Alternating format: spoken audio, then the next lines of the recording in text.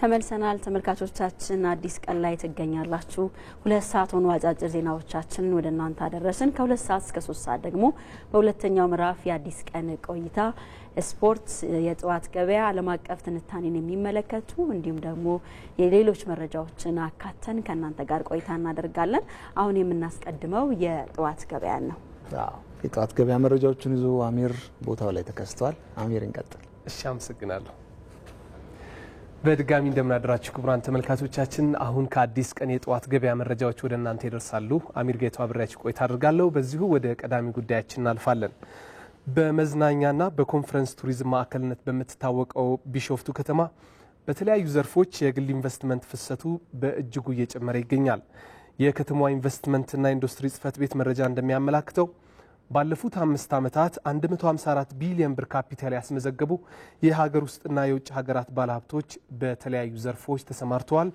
ሪፖርተራችን ኤዶማ አማረ በከተማዋ ኢንቨስትመንት ዙሪያ ዘገባ አዘጋጅታለች እንከታተላት የቢሾፍቱ ከተማ በመዝናኛና በኮንፈረንስ ቱሪዝም ማዕከልነት ትታወቃለች በከተማዋ የግል ባለሀብቱ ተሳትፎም ከጊዜ ወደ ጊዜ በከፍተኛ መጠን እየጨመረ ይገኛል በከተማዋ በአገልግሎትና በማምረቻው ዘርፍ የተሰማሩ ኩባንያዎችም ስራቸውን እያስፋፉ ይገኛሉ እዚሁ ከተማ ላይ የመጀመሪያው ገበሬዎች ሆቴል የሚባል ነበረ ከዛ በመቀጠል እንደዛሬው ብዙ ሃይቆች ላይ ምንም አይነት ሆቴሎች ሳይሰሩ ሪዞርቶች ሳይሰሩ የመጀመሪያው ቢሾፍቱ አፋፍ የሚባል ሆቴል ነበረ እንግዲህ ከዛ ነው ያው ቤተሰቦች የሆቴልን ስራ ይዘው የመጡት ከተማዋ ደግሞ ለቱሪዝም እጅግ በጣም ምቹ ሆነች ያው እንደሚታወቀው በ7 ሃይቆች የተከበበች ተፈጥሮ የሰጣት ነገር በተለይ ለዚህ ለሆቴል ሴክተሩ በጣም የተመቻቸ ነውና እኔም አይ ቲንክ ወደዛ ብዙ ተገፋፍቼ የመጣሁት እዚሁ ተወልጄ ማደግ ይመስለኛል እንደ ብራንድ የጀመርነው የህንዱን ማሂንድራ S11 እና S6 የሚባሉ ዘመናዊ አውቶማቲክ ትራንስሚሽን እና ማኑዋል ያላቸው መኪኖች ናቸው ማሂንድራም ኤሌክትሪክ መኪና አለው ስለዚህ ያለው የፖሊሲም ሁኔታ ኢንከሬጅ የሚያደርገው ወይ የሚያበረታታው የኤሌክትሪክ መኪናን ስለሆነ በሲኬዲም በኤስኬዲም የኤሌክትሪክ መኪኖችን ለመገጣጠም ያው አግሪመንት ፕሮሰስ ላይ ነው ያለነው ማለት ነው አዎ የምንሰፋቸው ልብሶች ብዙ ናቸው እንግዲህ የምናመርታቸውም እንደዛው ይለያያሉ የሸምስ ጨርቅ እናመርታለን የቱታ ጨርቅ እናመርታለን ሹራብ ነክ ነገሮችን የገበር ጨርቅ ማሊያ ቲሸርት የሚሆኑትን የተለያዩ ምርቶችን በሽመና ክፍል እናመርታለን እነኛኑ አምጥተን ደግሞ እዚህ ሸምዝ እንሰፋለን በዋናነት ቱታዎችን ያዋቂም የህፃናትን እንሰፋለን ቲሸርቶችን ማሊያዎችን እነኚህን የተለያዩትን ምርቶች እዚህ እናመርታለን ማለት ነው ወደ ከተማዋ ለሚመጡ የግል ባለሀብቶች የሚሰጠው ትኩረትና የሚደረገው ድጋፍ በመጨመሩ ባለፈው 5 ዓመት ከፍተኛ ኢንቨስትመንት ካፒታል መመዝገቡን የቢሾፍቱ ከተማ ኢንቨስትመንትና ኢንዱስትሪ ልማት ጽሕፈት ቤት ገልጿል ከ2012 በፊት የተመዘገበው የኢንቨስትመንት በቢሾፍቱ ከተማ 1112ቱ ካፒታል ስናየው ወደ 114 ቢሊዮን ካፒታል ነበር የተመዘገበው አሁን በ5 ዓመት ዘርፉ ላይ ምን አይነት ትኩረት ተሰጥቷል ብለን ስናየው በ5 ዓመት ውስጥ ወደ 154 ቢሊዮን ካፒታል ተመዝግቧል ወደ ኢንቨስትመንት ከኢንቨስተሮች ኤፍዲአይ ከውጭም ሎካል የሆኑ ኢንቨስተሮች ወደ ቢሾፍቱ ከተማ የመጡት የተመዘገቡ ማለት ነው ከተማዋ በአምራች ዘርፍ ብቻ ሳይሆን በሆቴልና በሌሎች አገልግሎት ዘርፎች ለሚሰማሩ ባለሀብቶችም የማበረታቻ ድጋፍ እንደምታደርግ ተጠቅሷል ከ4-5 ዓመት በፊት ሆቴል ቱሪዝም ላይ ሲሰራ የነበረው ቁጥር በከተማችን ትልቁ ወደ 409 ኢንቨስትመንት በሆቴል ቱሪዝም ተመዝግቧል ማለት ነው ይሄ ማለት የሆቴል ቱሪዝም መንደር እንድትሆን ከኢንቨስትመንት አኳያ አቅጣጫ ትልቁ ቦታ ያዘው አንዱ እሱ ነው ማለት ነው ይሄ ፐርሰንት ስናየው ወደ 36% ሆቴል እንደ ቱሪዝም ላይ የተሰማሩ ባለሀብቶች ከውጭም ከውስጥም ቢሾፍቱ ላይ ተመዝግቦ ስራ ውስጥ ገብቶ ለውጥ ያመጣና ወደ 76000 የሚሆን የስራ ዕድል ስራ ፈጠራ ለስራጦች እድል ፈጥሯል ማለት ነው በቢሾፍቱ ከተማ በሆቴል ዘርፍ ብቻ ከ70,000 ለሚልቁ ዜጎች የስራ እድል መፈጠሩም ተገልጿል አሁን የግል ባለሀብቶች ከአገልግሎት ዘርፉ ባለፈ በማምረቻው ዘርፍም በብዛት እየተሳተፉ መሆኑን መረጃዎች ያሳያሉ። በመንግስት ለተኪ ምርቶች ስራ የተሰጠው ትኩረት ለቁጥሩ መጨመር በዋናነት ምክንያትም ይጠቀሳል። ከዚህ ባለፈ የኢትዮጵያ ታምርት ንቅናቄም ዘርፉ የነበሩበትን ችግሮች በማቃለል ሀገራዊ ሚናው ከፍ እንዲል አስችሏል። ይህንን እድል በመጠቀም በማምረቻው ዘርፍ ያላቸውን ኢንቨስትመንት ማስፋፋት የቻሉ የአንድ ግለሰብን ተሞክሮ ወደ እናንተ እናደርሳለን። ከራሳቸው አንደበት እንከታተላቸው።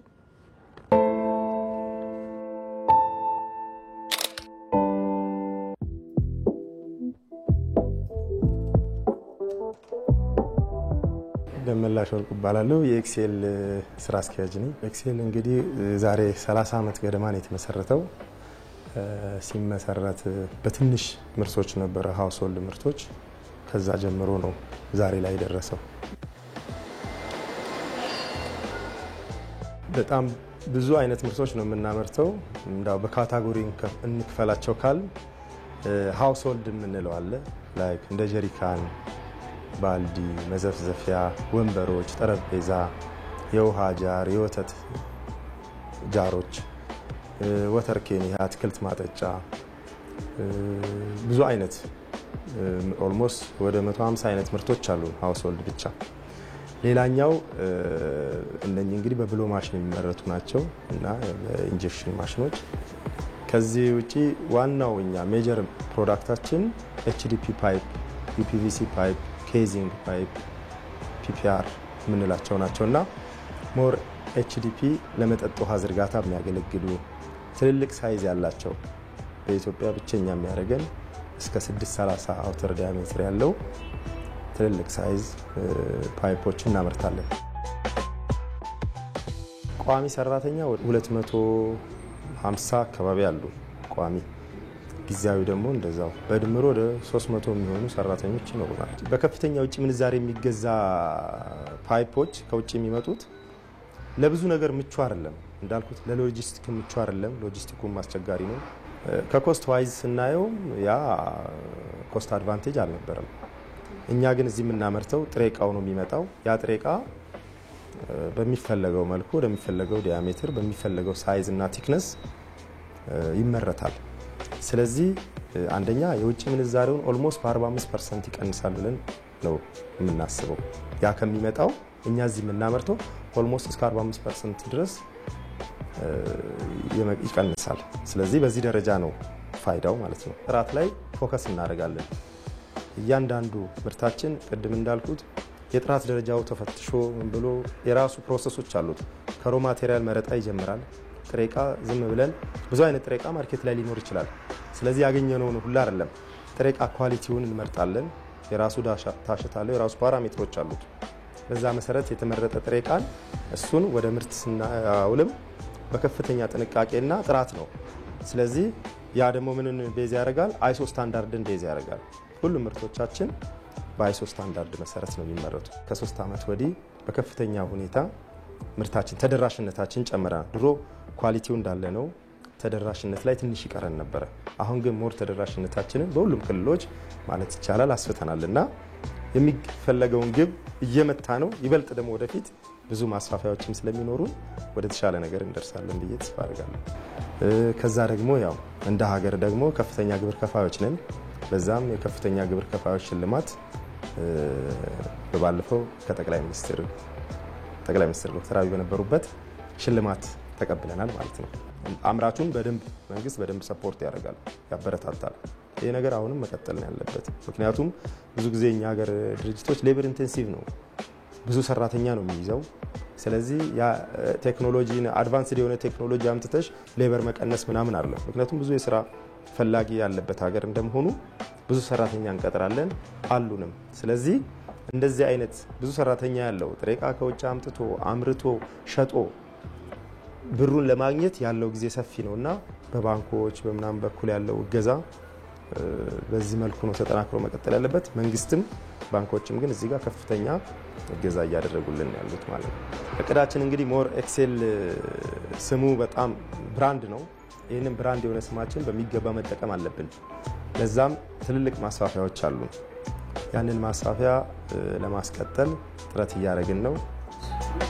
እኔ በጣም አመሰግናለሁ።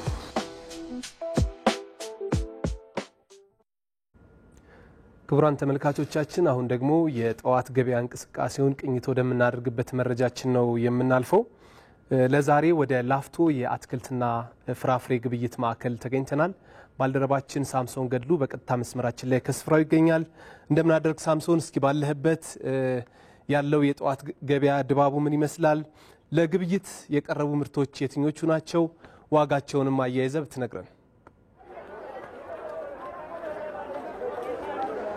አመሰግናለሁኝ አሜር። እኔ እንግዲህ ባለውበት በዚህ የጋርመንት አትክልት ገበያ በርካታ ምርቶች በእርግጥ የምርት እጥረት የለም የሚል ነገር ከዚህ ከነጋዴዎችም ጭምር ሰምቻለሁኝ። በተለይ በዓል እየቀረበም ስለሆነ በዛ ያለ የምርት አቅርቦት መኖሩን ሰምቻለሁኝ። ዋጋን በተመለከተ ደግሞ የተወሰኑትን ለማንሳት ያክል ሽንኩርት እንግዲህ በዚህ በጋርመንት የአትክልት ገበያ ውስጥ ከ45 እስከ 62 ብር ድረስ እየተሸጠ ይገኛል።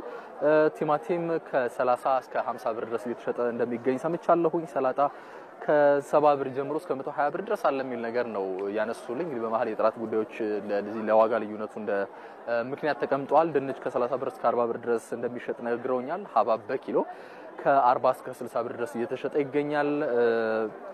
ብሮኮሊ እዚህ 140 ነው እየተሸጠ የሚገኘው፣ 140 ብር ነው እዚህ እየተሸጠ የሚገኘው። ሽንኩርትን ማነው ጥቅል ጎመንን ስንመለከት ደግሞ ከ15 ብር ጀምሮ በኪሎ እየተሸጠ ይገኛል። ግን ጥሩ የሚባለው ጥቅል ጎመን እስከ 33 ብር ድረስ እየተሸጠ ይገኛል። ቃሪያ 120 ብር እንደሚሸጥ ሰምቻለሁኝ። ፎሶሊያ 90 ብር እንደሆነ ነግረውኛል። ሎሚ እንዲሁ ደግሞ ከ180 እስከ 200 ብር ድረስ እየተሸጠ እንደሚገኝ ነግሮኛል። እንግዲህ አሚር እዚህ ባለው በዚህ በጋርመንት የአትክልት ገበያ ላይ ከዚህ ቀደም እንደምናስታውሰው ኢቲቪ እዚህ ተገኝቶ የጧት ገበያ መረጃ ለመስራት በተገኘበት የገበያው ሁኔታ ምን ይመስላል የሚለውን ለመቃኘት ሞክሮ ነበረ። በዛ እንግዲህ እይታችን ያኔም በጣም ለግብይት አስቸጋሪ ሆነ አካባቢው በጣም የሚያስቸግር ጭቃማ የሆነ ለግብይት በጣም አስቸጋሪ የሆነ ሁኔታን እንግዲህ እንደምንመለከተው ነው። በጣም አስቸጋሪ ሁኔታ ያለበት ቦታ ነው። ይህንን ቦታ እንግዲህ በተመለከተ ያኔም እንዲሁ ሐሳብ አቀርበን ነበረ። በዚህ ላይ እንግዲህ የአዲስ አበባ ከተማ ንግድ ቢሮ ክረምቱ ሳይገባ በፊት ቦታውን እንደሚያስተካክልና እዚህ ላይ ያለው በተለይ ለግብይት በጣም አስቸጋሪ እንዲሆን ያደረገው የዚህ የጭቃ ሁኔታ፣ የውሃ የፍሳሽ ሁኔታዎች እንደሚስተካከሉ ተናግረው ነበረ። ግን ዛሬም ባደረግነው ቅኝት ዛሬም ያ ነገር ተስተካክሎ አላየንም።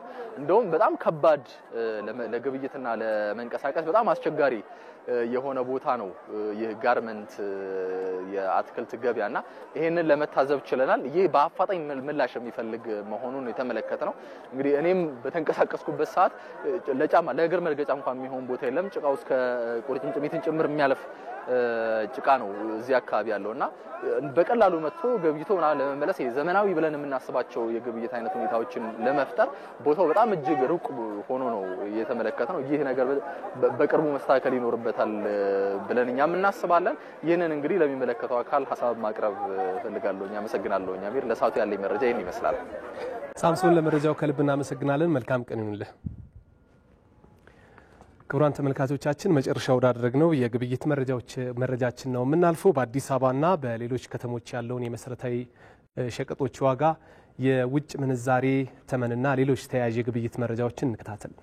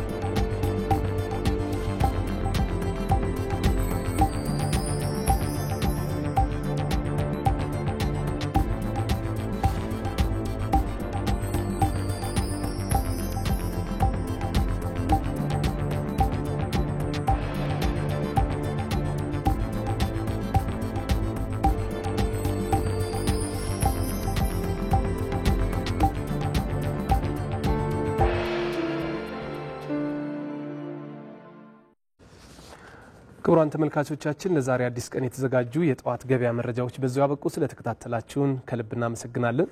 መረጃዎችን ጨርሻለሁ። ወደ እናንተ ልመለስ። እናመሰግናለን። እናመሰግናለሁ።